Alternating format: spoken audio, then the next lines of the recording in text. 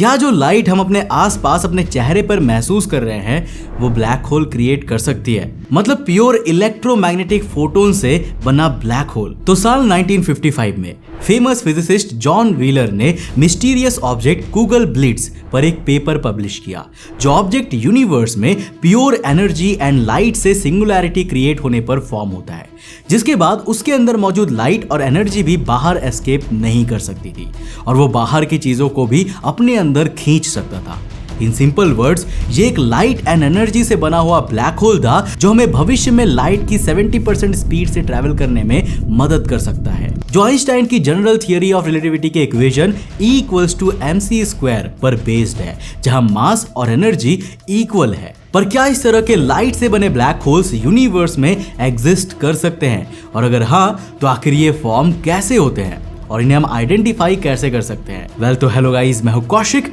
और चलिए शुरू करते हैं एक और नए एपिसोड को। जॉन व्हीलर 20th सेंचुरी के कुछ सबसे इन्फ्लुएंसिव फिजिसिस्ट में से एक थे, जिन्हें स्टीफन हॉकिंग भी इंस्पिरेशन मानते थे। व्हीलर ही वो पहले फिजिसिस्ट थे जिन्होंने साल 1967 में आइंस्टाइन जनरल रिलेटिविटी द्वारा प्रिडिक्टेड अपनी ग्रेविटी से लाइट को भी कैद कर देने वाले यूनिवर्स के दानवों को उनका फेमस नाम ब्लैक होल दिया था। ऑल्सो व्हीलर ऐसे पहले फिजिसिस्ट में से एक थे जिन्होंने आइंस्टाइन की थियरी ऑफ रिलेटिविटी के कई mathematically possible objects like quantum fluctuations and worm hole को दुनिया के सामने रखा और उनकी इस ब्रह्मांड में मौजूदगी की बात भी कही। And remember, wheeler in objects की प्रेडिक्शन तब कर रहे थे जब ब्लैक होल्स एग्जिस्ट करते भी हैं या नहीं, इसका भी किसी को अंदाजा नहीं था। लेकिन साल 1955 में जॉन व्हीलर ने आइंस्टाइन की थियरी ऑफ रिलेटिविटी के इक्वेशंस के बेसिस पर अपने करियर की सबसे कंट्रोवर्शियल प्रेडिक्शन की, जहां फिजिकल रिव्यूज में जियोन्स नाम से एक मिस्टीरियस ऑब्जेक्ट की प्रेडिक्शन की। ब्रह्मांड का एक ऐसा ऑब्जेक्ट जिसकी ग्रेविटी तो ब्लैक होल जैसे ही हो, यानी जो लाइट को भी अपने अंदर से बाहर ना जाने दे, लेकिन फर्क इतना था कि यह ऑब्जेक्ट यूनिवर्स में मौजूद आज के ब्लैक होल्स की तरह तारों के मरने पर उनके मैटर से बने मैसिव कोर से नहीं, बल्कि केवल एनर्जी, टेक्निकली कहूं तो केवल लाइट एंड रेडिएशन एनर्जी से बना था, जिसे गूगल ब्लिट्स कहा गया था।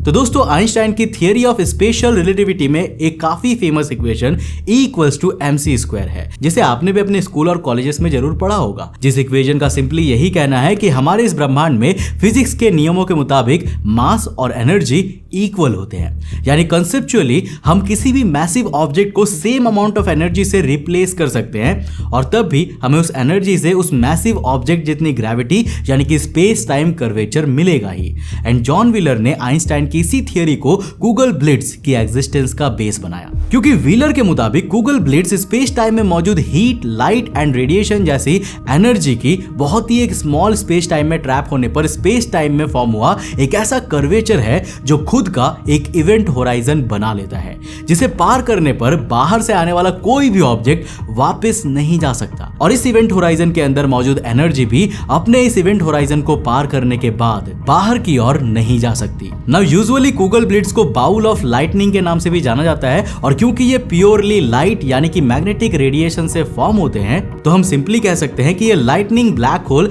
लाइट पार्टिकल्स, फोटोन्स की क्रिएशन है जो कि मासलेस कंसीडर किए जाते हैं। ऑल्सो वैज्ञानिकों के माने तो गूगल ब्लिट्स इतने ज्यादा गर्म होते हैं कि ये हमारे फिजिक्स की करंट अंडरस्टैंडिंग को ही ब्रेक कर देते हैं। फॉर एग्जांपल्स, कई कैलकुलेशंस के मुताबिक ये प्लैंक टेम्परेचर 1.41680833 × 1032 केल्विन या फिर कहे कि 1.42 × 1032 केल्विन तक गर्म हो सकते हैं। सिंपल टर्म्स में कहूं तो हमारे सूरज से भी ट्रिलियंस ऑफ टाइम्स ज्यादा गर्म और बिग बैंग इटसेल्फ के बाद सबसे गर्म ऑब्जेक्ट। लेकिन गूगल ब्लिट्स जितने मिस्टीरियस और इंटरेस्टिंग है ना, उनके बारे में पढ़कर और जानकर एक सवाल जरूर आता है कि क्या इस तरह के लाइट से फॉर्म होने वाले ब्लैक होल्स यूनिवर्स में एग्जिस्ट कर भी सकते हैं? तो साल 1916 में आइंस्टाइन की जनरल थियरी ऑफ रिलेटिविटी और बाद में फिजिसिस्ट शॉर्ट्सचाइल्ड द्वारा दिए गए सिंगुलैरिटी सॉल्यूशन के बावजूद भी पूरी 20th सेंचुरी के दौरान किसी को भी यकीन नहीं था कि ब्लैक होल जैसे अनरियलिस्टिक मिस्टीरियस ऑब्जेक्ट सच में यूनिवर्स में एग्जिस्ट कर भी सकते हैं, क्योंकि फिजिक्स और मैथमेटिक्स के नियमों पर चलने वाला कौन सा फिजिसिस्ट ये मानेगा कि ब्रह्मांड में एक ऐसा भी रीजन है जहां फिजिक्स के सभी नियम टूट जाते हैं। और एक्चुअल सिंगुलैरिटी एग्जिस्टेंस में आती है। पर साल 2000 के बाद हमें इनके ब्रह्मांड में एग्जिस्टेंस के ऑब्जर्वेशनल डेटा मिलने लगे और फाइनली 10 अप्रैल 2019 में तो हमने पृथ्वी से 53.5 मिलियन लाइट ईयर्स दूर मौजूद super massive black hole M87 की रियल तस्वीर तक खींच ली, जिससे करीब 100 साल पहले आइंस्टाइन द्वारा सिंगुलैरिटी जैसे कॉन्सेप्ट की प्रेडिक्शन सच साबित हुई। तो इसका मतलब क्या साल 1960s में व्हीलर द्वारा predicted black hole of light यानी कि कुगल ब्लिट्ज भी यूनिवर्स में एग्जिस्ट कर सकते हैं? वेल, इसका जवाब इतना भी सिंपल नहीं है। देखो, जैसा कि हम जानते हैं कि most of the black hole हमारे सूरज से ऑलमोस्ट 25 गुना ज्यादा मैसिव होने पर फ्यूजन के बाद अपना पूरा फ्यूल खत्म करके ग्रेविटी के कारण अपने पूरे ट्रिमेंडस मैटर के साथ स्पेस टाइम रीजन में कोलैप्स होकर ब्लैक होल में कन्वर्ट हो जाते हैं। पर हमने अभी जाना कि हम मैथमेटिकली आइंस्टाइन के इक्वेशन के बेस पर ब्लैक होल के सारे मैटर को एनर्जी से रिप्लेस भी कर सकते हैं और तब भी ब्लैक होल की gravity and other qualities same रहेंगी, राइट? तो 20वीं शताब्दी तक तो ज्यादातर वैज्ञानिकों को यही लगता था, लेकिन रिसेंटली 3 मई 2024 में गूगल ब्लिट्ज पर no black holes from light नाम से एक पेपर पब्लिश किया गया, जिसका कहना था कि ब्लैक होल जैसे हेवीली डेंस ऑब्जेक्ट को purely radiation and light energy से बनाना बिल्कुल इम्पॉसिबल है, जिसके पीछे का साइंटिफिक रीजन क्वांटम मैकेनिक्स से जुड़ा हुआ है। तो देखो, गूगल ब्लिट्ज का कॉन्सेप्ट तब दिया गया था जब हम ब्लैक होल के बारे में ना के बराबर जानते थे। इसीलिए black hole and Google blitz जैसे ऑब्जेक्ट पर क्वांटम मैकेनिक्स किस तरह से इफेक्ट करेगी, इसका हमारे पास कोई भी आंसर नहीं था। लेकिन साल 1970s में जब ब्लैक होल्स के एग्जिस्टेंस के प्रूफ मिलने लगे, तब कई वैज्ञानिकों ने ब्लैक होल जैसे ऑब्जेक्ट पर क्वांटम मैकेनिक्स के इफेक्ट को भी कैलकुलेट एंड थियराइज करना शुरू कर दिया। जिन वैज्ञानिकों में से एक सर स्टीफन हॉकिंग थे, जिन्होंने साल 1974 में हॉकिंग रेडिएशन नाम से एक रेवोल्यूशनरी थियरी दी, जिस थियरी का कहना था कि ब्लैक होल्स अपने द्वारा अंदर खींच ली गई इंफॉर्मेशन और मैटर को अपने आसपास के स्पेस टाइम में पार्टिकल्स एंड एंटी पार्टिकल्स के फॉर्म में लीक करते रहते हैं। और क्योंकि गूगल ब्लिट्ज और ब्लैक होल दोनों सेम क्वालिटीज होल्ड करते हैं, इसीलिए टाइम टू टाइम कई वैज्ञानिकों ने यह सजेस्ट किया कि अगर ब्रह्मांड में गूगल ब्लिट्ज सच में मौजूद है, तो हम इनका प्रयोग फ्यूचर में interplanetary and even Interstellar spaceship में पावर रिसोर्सेज के तौर पर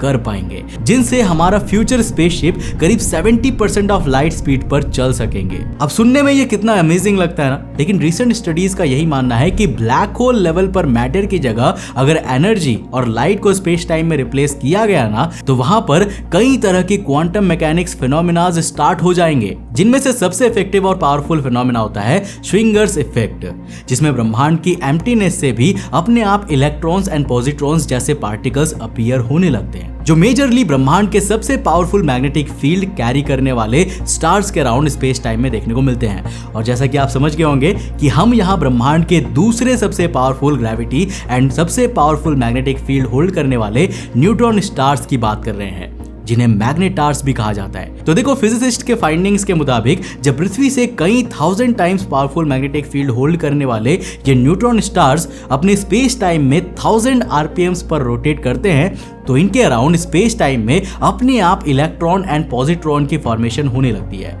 वो भी एम्प्टी स्पेस की नथिंगनेस में। वैसे ये फिनोमेना एम्प्टी स्पेस में होने वाले क्वांटम फ्लक्चुएशन से काफी सिमिलर है, बस यहाँ पर फर्क इतना है ना कि जहाँ क्वांटम फ्लक्चुएशन में एक्चुअल में मैटर और एंटी मैटर स्पेस की नथिंगनेस से आता है और एनहाइलेट होकर उसी में मिल जाता है, वहीं पर श्विंगर्स इफेक्ट में क्रिएट होने वाले पार्टिकल्स एक्चुअल में ब्रह्मांड में मौजूद इन हाईली एनर्जेटिक ऑब्जेक्ट्स के इनसेनली पावरफुल इलेक्ट्रोमैग्नेटिक फील्ड के अराउंड उस एनर्जी के स्पेस टाइम में लीक होने से फॉर्म होता है, और इस क्रिएशन में एक्चुअल में उस ऑब्जेक्ट की एनर्जी का लॉस होता है। और श्विंगर्स इफेक्ट का यही क्वांटम इफेक्ट गूगल ब्लिट्ज जैसे हाईली एनर्जेटिक ऑब्जेक्ट की एग्जिस्टेंस सिंपली इम्पॉसिबल बना देता है। क्योंकि देखो, अगर गूगल ब्लिट्ज जितनी एनर्जी वाले ऑब्जेक्ट को ब्लैक होल जितनी कम डेंसिटी वाले स्पेस टाइम रीजन में रखा गया ना, तो ये न्यूट्रॉन स्टार से भी थाउजेंड्स और may be millions of time powerful magnetic field को जनरेट करेगा।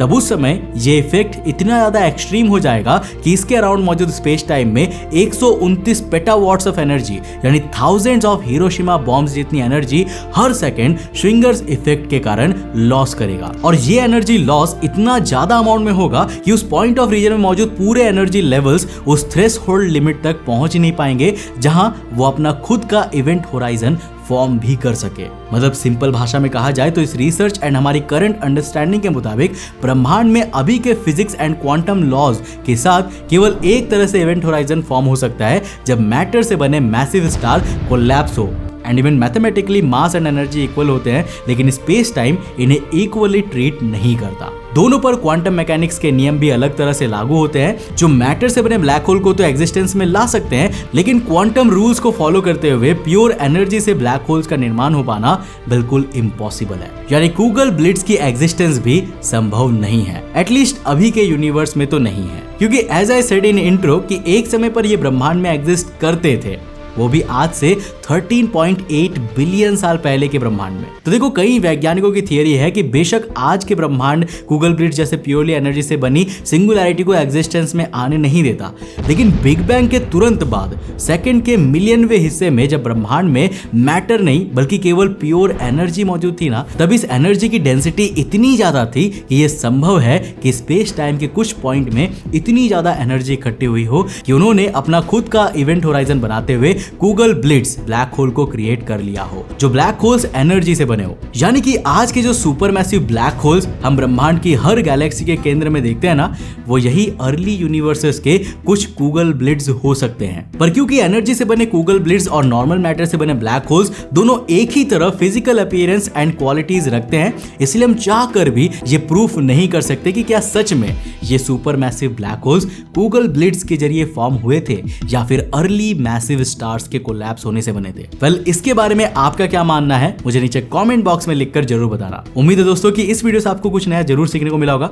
अगर मिला तो इस वीडियो को लाइक करने के साथ साथ अपने दोस्तों के साथ जरूर शेयर करना। अगर आप नए उस चैनल पे तो इस चैनल को सब्सक्राइब करने के साथ साथ नोटिफिकेशन बेल ऑन कर देना। और अगर आपको ये वीडियो पसंद आया ना, तो मैं आपको रेकमेंड करूंगा कि आप अगली वीडियो में इस वीडियो को जाकर देखो, जिसमें हमने बात किया है कि ब्लैक होल के दूसरे साइड में क्या है। ये बहुत ही इंटरेस्टिंग वीडियो है जिसमें हमने एनिमेशन और ग्राफ के द्वारा इस पूरे सिनेरियो को समझाने की कोशिश की है, तो इसको जाकर देखो, यहाँ पर टैप करके, बहुत इंटरेस्टिंग वीडियो है। मैं मिलता हूं आपको नेक्स्ट एपिसोड के साथ, तब तक के लिए बाय, जय हिंद।